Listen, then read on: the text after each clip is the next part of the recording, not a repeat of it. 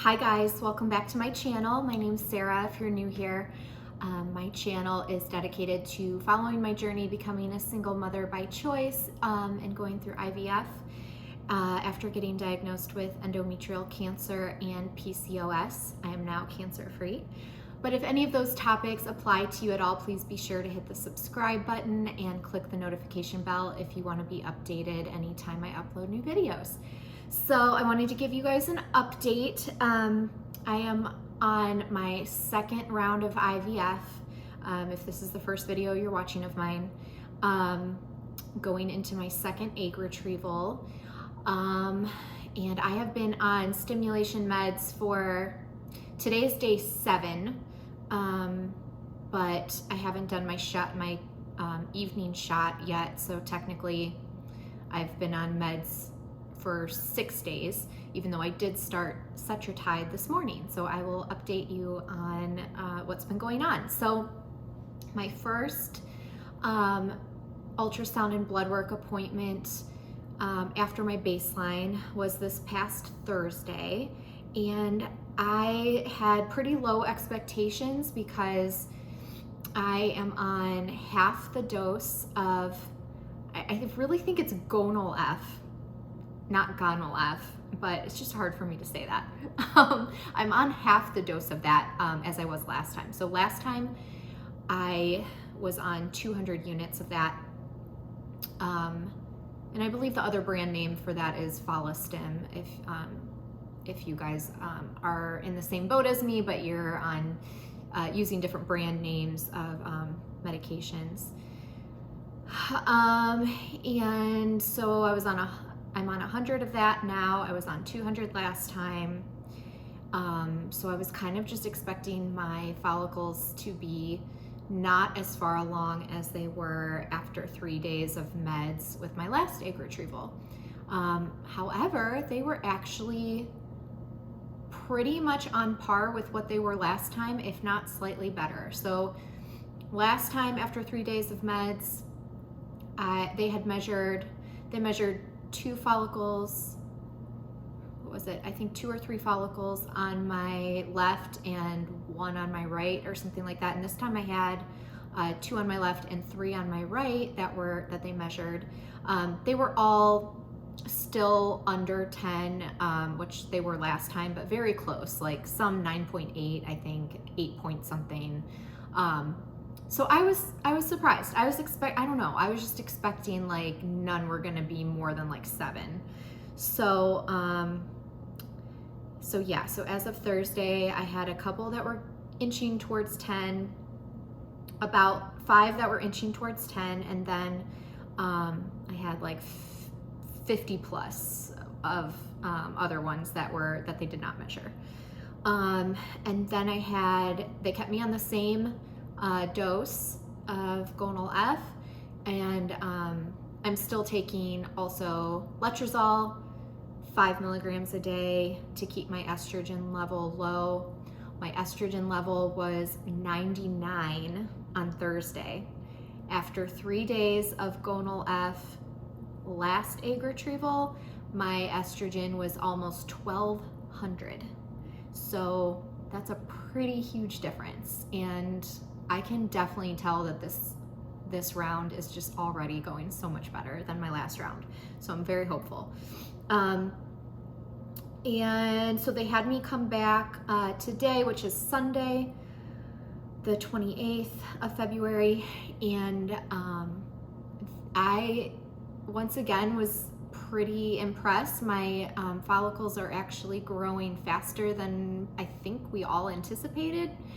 The nurse was saying that I might even trigger tomorrow, but I'm pretty sure I'm probably gonna end up triggering Tuesday, which I really hope I trigger Tuesday because I don't have the trigger shot yet. I have to order that. They weren't thinking that I was gonna trigger this soon, so nobody has told me to order the trigger shot. So today they did put in the prescription, and I called them today, and they won't ship it today. They would ship it tomorrow. So so they want me to come back tomorrow for another ultrasound and blood work, and I kind of have to wait until I get the go ahead, you know, to order the trigger shot, because if they do want me to trigger tomorrow, I'm going to have to go to a local pharmacy and probably pay about $400 more, because so the pharmacy that I ordered all of my other meds from, they have a kind of like a discount thing where, like, because I personally didn't spend all the money because I got all of my stimulation meds for free from Livestrong Fertility. So they ordered my meds, but because they spent so much money on that under my name, the trigger shot, instead of being $500, is only going to be $99. And I do have to pay for that because I use the Lupron trigger shot because I have PCOS, and that brand apparently is not covered with Livestrong Fertility. So I do have to pay for my trigger shot, which I did last time also. But if I have to trigger tomorrow night, they won't be able to overnight the trigger shot until tomorrow, which means I wouldn't get it till Tuesday. And if I have to go to a local pharmacy, the trigger shot's probably going to be about $500. So I'm really hoping that I'm going to trigger Tuesday, which means my egg retrieval would be Thursday, which again would be really awesome for lots of reasons. But it'd be cool that I would only have to take 2 days off work, the day of my retrieval, and then Friday, and then I'll get Saturday and Sunday to rest also. So I'll get like 4 days of rest, but only having to take 2 days PTO. So that's another great thing. And I'm hoping I feel fine by Monday. I really don't think I'm gonna feel as bad this time, knock on wood.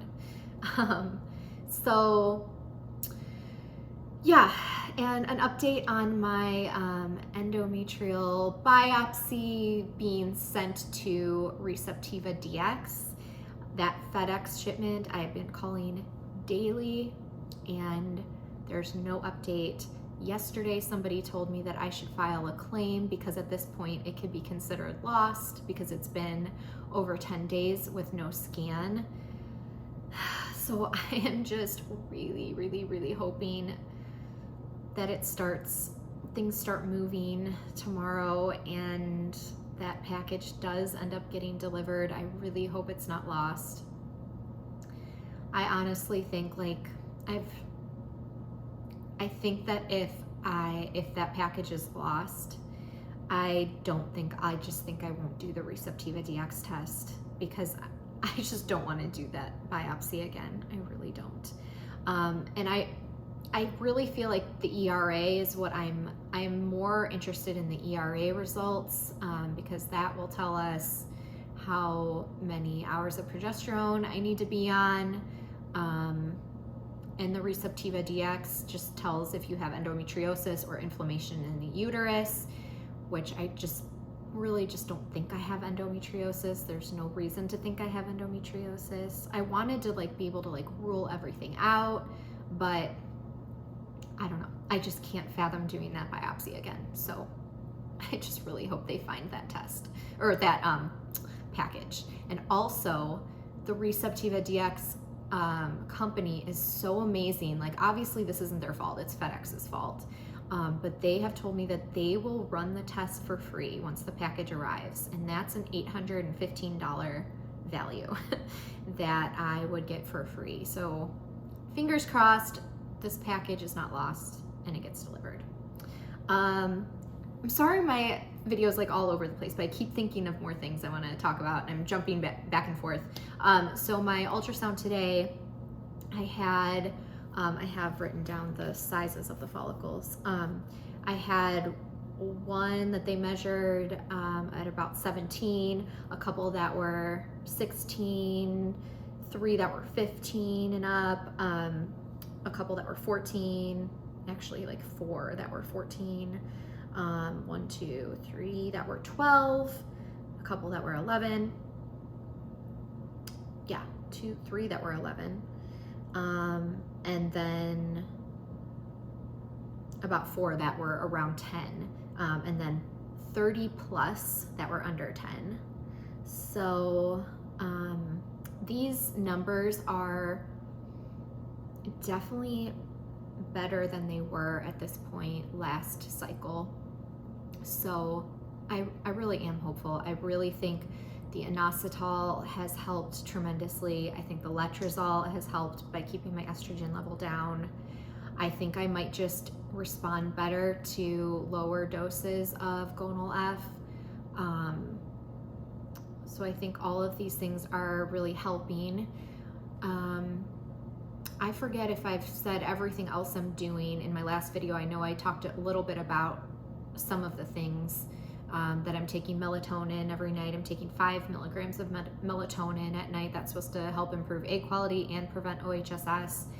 I'm putting whey protein in my smoothie every day, and I'm starting, so I was doing 1 scoop of the whey protein, and then as of today, since I started the Cetrotide shot this morning, and that means we're getting closer to trigger, I'm gonna start, as of today, I started doing 2 scoops of whey protein. After the trigger, I'll do 3 scoops of whey protein. After the retrieval, I'll do 4 scoops of whey protein every day. I did start taking a stool softener also, because I hear that will be really helpful. I did not do that last time, so that will be better this time, I think. Obviously, like all the supplements that I've been taking have hopefully been improving my egg quality also. So fingers crossed we have a better outcome this time. Just to recap, last time I had 41 eggs retrieved, 35 were mature. I ended up with 9 blastocysts that were PGTA tested. Only 1 of those 9 was normal. So this time I'm hoping for more normal embryos. So I think that is all I needed to update you guys on. I'm going back again tomorrow morning for another ultrasound blood work. We'll see what they say. Hopefully they end up wanting me to trigger Tuesday. And I will have to do a COVID test, of course. Hopefully that comes back negative. That would really suck if it was positive. And yeah, I'll keep you guys posted. I'm assuming I'll do 1 more video before my retrieval, just to let you guys know about when my retrieval will be, and then I will absolutely let you know how the recovery is and how the retrieval goes. And then of course the embryo update videos, I will hopefully be able to film those pretty regularly after my retrieval. So thank you guys again for all of your support, and all of you that message me pretty much every day and ask how I'm doing, and a couple of you that are in an egg retrieval cycle yourself and getting ready to do one. I just love talking to you guys. So I hope you have a great day or a great night whenever you're watching this, and I will see you very soon on my next video. Thank you so much.